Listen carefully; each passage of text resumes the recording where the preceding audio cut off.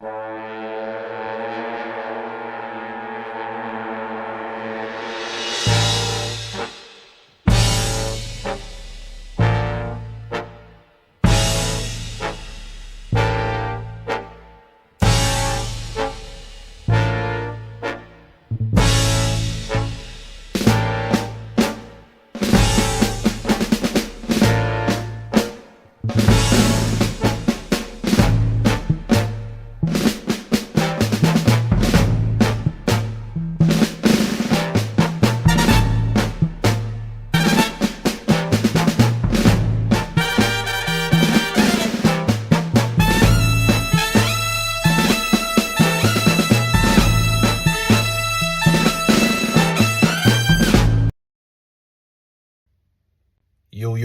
it's your boy Marky Dan, the historian, coming to you with another vid for Democracy 101. Today, I'm going to be covering the recent reports of blatant corruption coming out of the Trump administration. Before I get into it, I would appreciate it so much if y'all could smash the like button, subscribe, and leave a comment. Let me know your thoughts and feelings.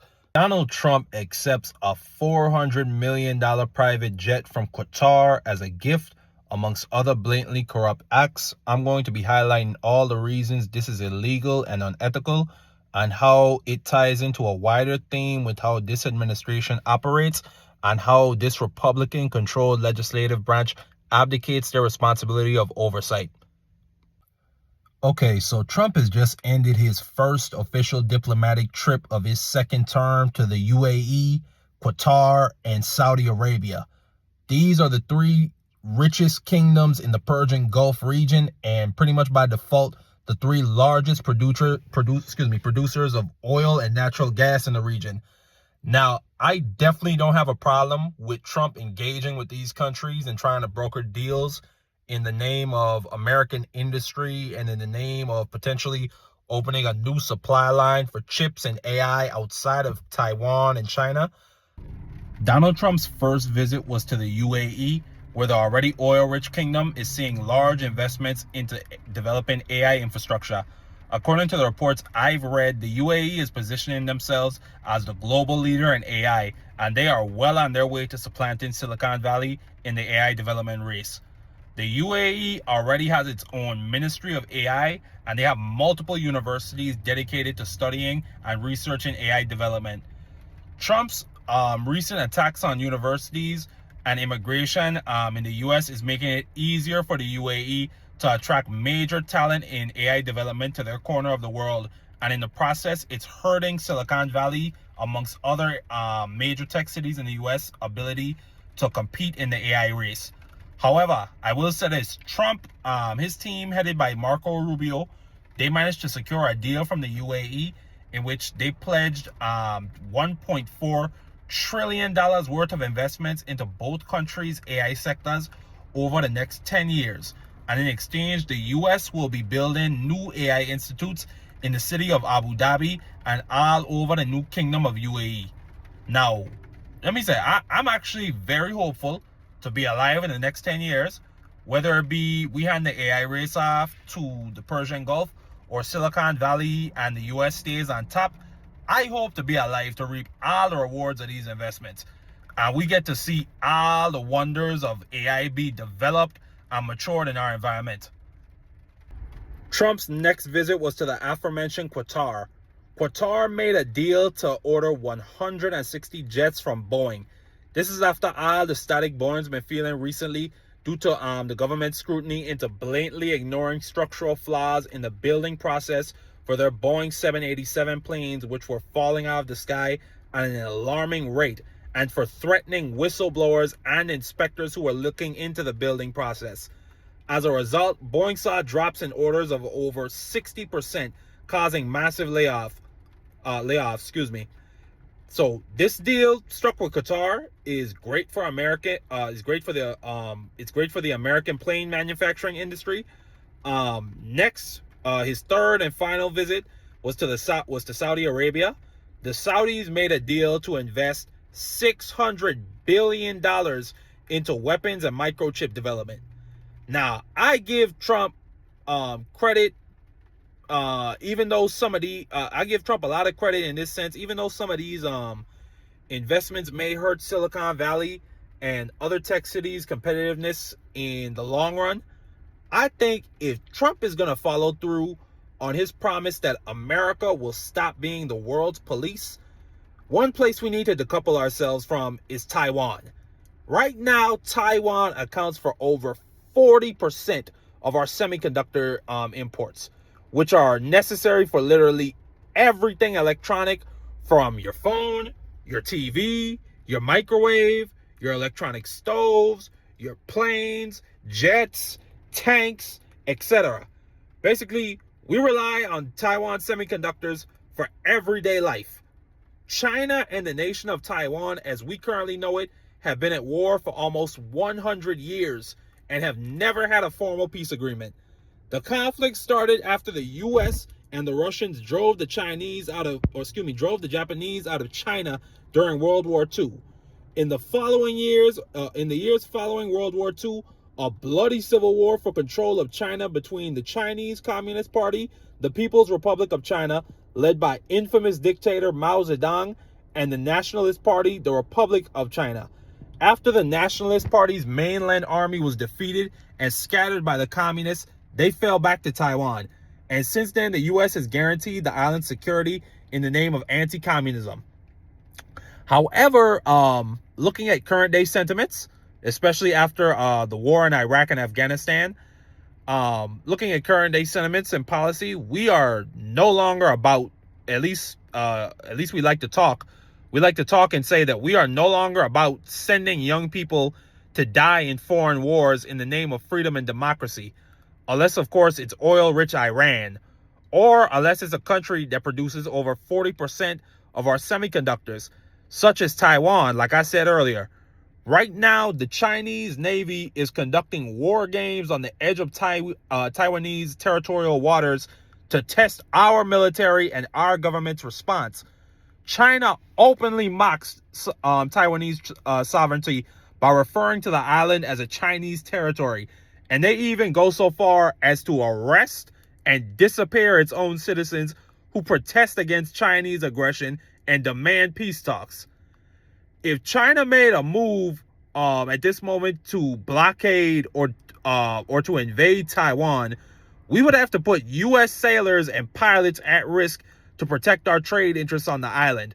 So I think the best state of affairs for the United States of America would be for Trump's people, like Marco Rubio, who actually understands government and how to wield the power of the Secretary of the State, to push very hard for the Gulf nations to fulfill their guarantees of investment into the AI and chip sector, so we can get the hell out of that part of the world. Also, another aspect of this, you never know, Trump offering to end our defensive pact with Taiwan after we find a new supplier for our semiconductors, that might be a huge bargaining chip in future trade and tariff negotiations with China.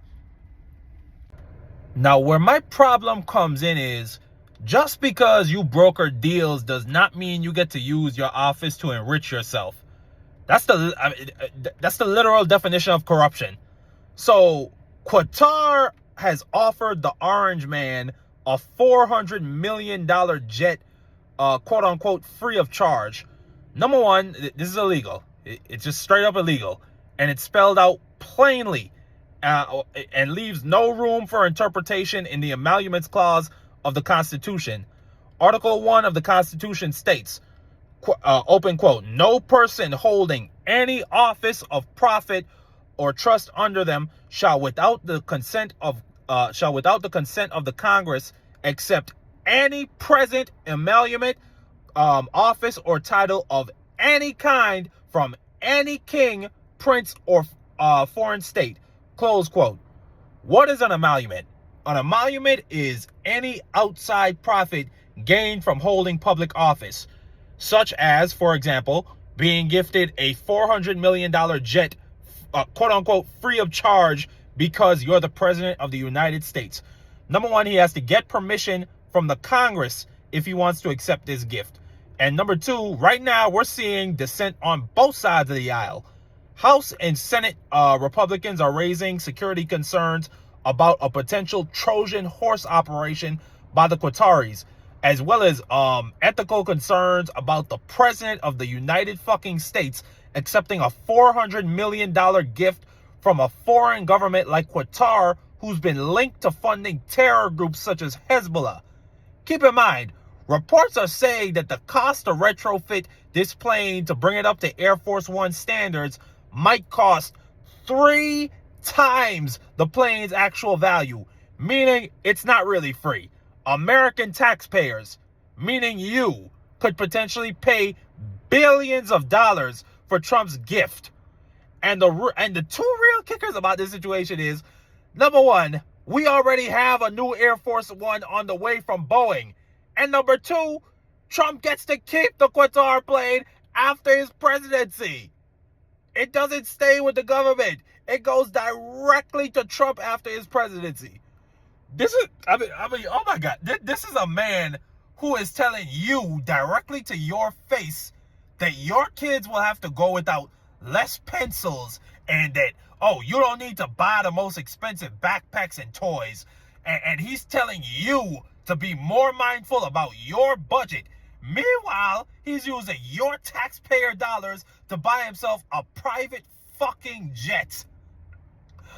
Another thing I have a really big problem squaring is Trump's Department of Homeland Security is currently rounding up kids on student visas for protesting on college campuses against Israel's genocide of the Palestinian people. Because make no mistake, what's going on over there is a genocide, but that's a video for another day. Qatar was the big problem I have is Qatar was the one who was funding the campus protests. Not only that, another thing, Trump himself can be quoted calling out Qatar for funding terror groups. Now they land a $400 million private jet in his lap, and also they invest $5.5 billion into a Trump beachside resort, and all is forgiven. Unfucking believable. But I mean, what do you expect? Moving on to the next piece of blatant corruption. Also coming out, this is coming out of the UAE. A crypto firm out of Abu Dhabi just purchased $2 billion worth of Trump's meme coin, which is the cryptocurrency Trump launched in January after he took office.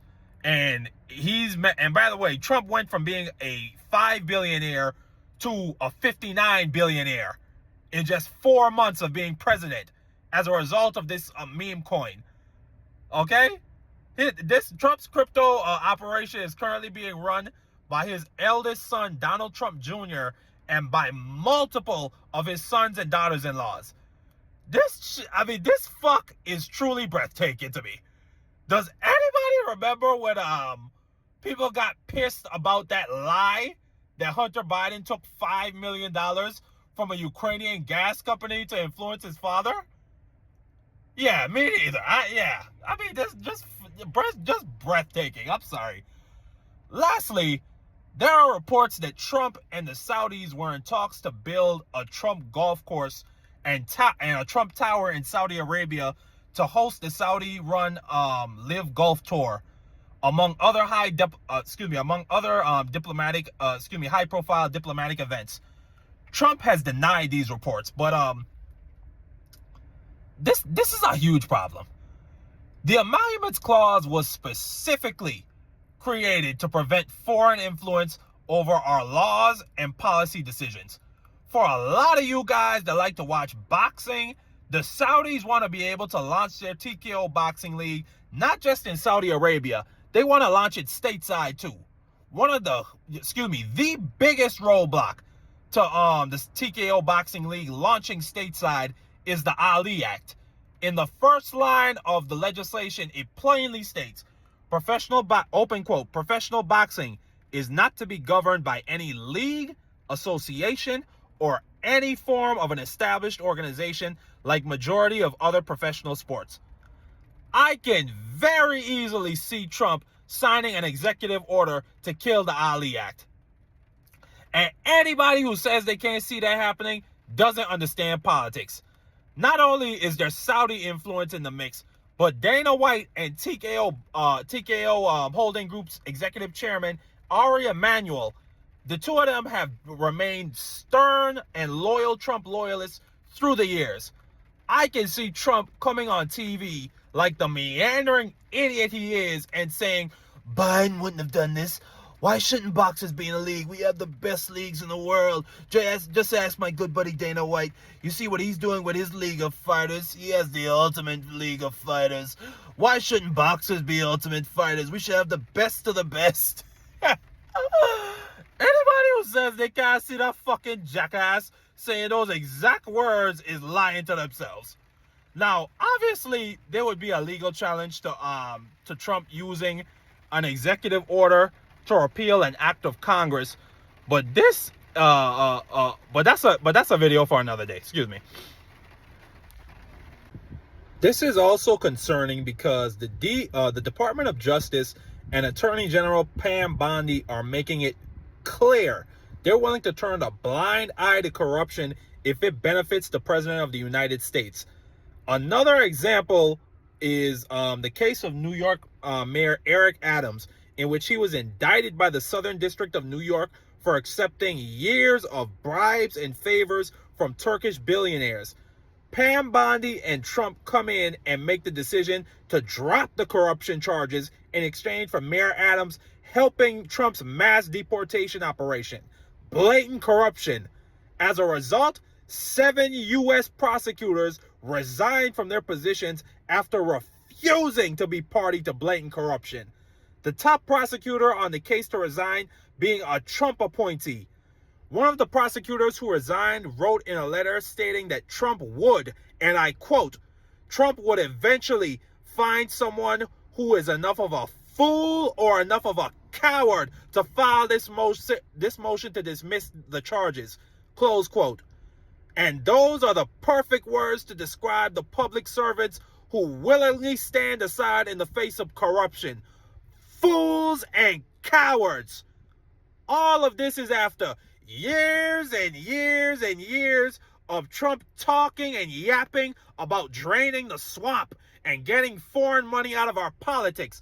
Now, thanks to the Supreme Court's decision in United States versus Trump, he does not give a fuck about breaking the law because he knows he has total immunity and these weak-ass Republicans who are in the majority will not check him. And unfortunately, we have weaker-ass Democratic leadership in the House that will not make a real stand against him or stand with their colleagues like Representative Al Green and Representative Sri Thanadar. Green and Thanadar, for those of you who don't know, Representatives Green and Thanadar are currently introducing articles of impeachment so as to highlight the illegality of Trump's second term thus far and force Republicans to defend blatant corruption and have it on their voting record that they stood aside and allowed blatant corruption. Somebody I will give credit to is Democratic leadership, Chuck Schumer. He is one person I will give credit to on the Democratic side of things. While Schumer's stock has been pretty low these past few months, even amongst his own party and caucus, after he voted to pass a Republican funding bill back in March, after he had that big rally about, oh, I'm your fighter. We gotta fight. I'll be your fighter. I'm your fighter. After all that talk, he went ahead and helped the Republicans pass their funding bill. But I give Chuck Schumer credit because, let me see, Chuck Schumer announced on Tuesday, May 13th, he would be putting a hold on all DOJ nominees until Pam Bondi brings her narrow white ass to the House and Senate to be grilled under oath for why the DOJ put out a memo signing off on the Qatar plane gift when it is blatantly illegal without Congress's approval, and to answer for all the other nonsense that's been going on at the DOJ for the past 4 months. Now, this hold is only a stall tactic. Eventually, the nominees will get to be put through to get voted on and to be debated on. But damn it, at least it's something. At least it's something. I got to give Schumer that much credit. instead of instead of just playing dead and hoping for deliverance in the midterms, like Democratic leadership Hakeem Jeffries in the House, who's I mean, I try not to get on him, but he's somebody I just can't stand him. He's so, like, they're so weak, respectfully. But nonetheless, this has been another week in this administration, another attack upon our Constitution. It falls to us, the citizens, the printing press, new media, the recorder of man's deeds. It falls to us to inform and to remain informed. In the words of one of our founding fathers, Benjamin Franklin, open quote, "Whoever would overthrow the liberty of a nation must first subdue the freeness of speech, a thing that is terrible to public traitors," close quote. An informed citizenry will always be in a position to act against the traitors of our public trust. So please stay informed, and most of all, stay tuned to Democracy 101 for more reporting like this. Smash that like button, subscribe. Democracy 101 is on the road to 100 subscribers. Please leave a comment. Let me know your thoughts and feelings on this situation and my take on it. Public debate is the most important aspect of a healthy democracy, so don't hesitate to tell me if you think I'm wrong about anything that I said. And lastly, please look out for all my brothers in the People's Network, the one and only Sports Talk Network. Stay tuned and take it easy. Respect and guidance alone. Airplane from the Qatari government. Should Congress have approval over that kind of gift? Look, I've been a little busy on reconciliations. I'm not following all the twists and turns of the Qatar jet. I've certainly heard about it. My understanding is it's not a personal gift that the president's a gift to the United States, and other nations give us gifts all the time, but I'm going to leave it to the administration. They know much more about the details of that. Okay? It's not my lane. Mr. Speaker, you were very critical of President Biden and his family's foreign business dealings. You supported an impeachment inquiry as a result of it.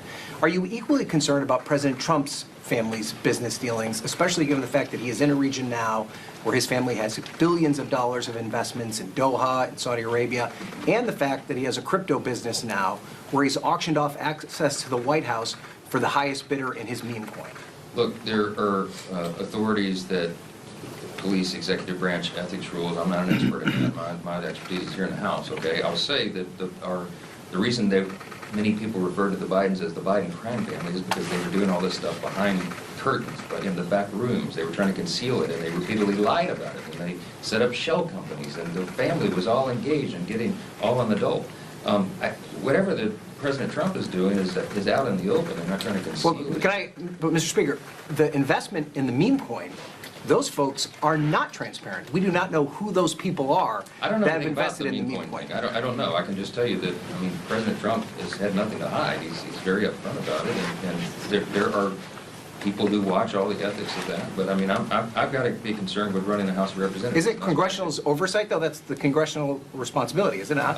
Congress has oversight responsibility, but I think, so far as I know, the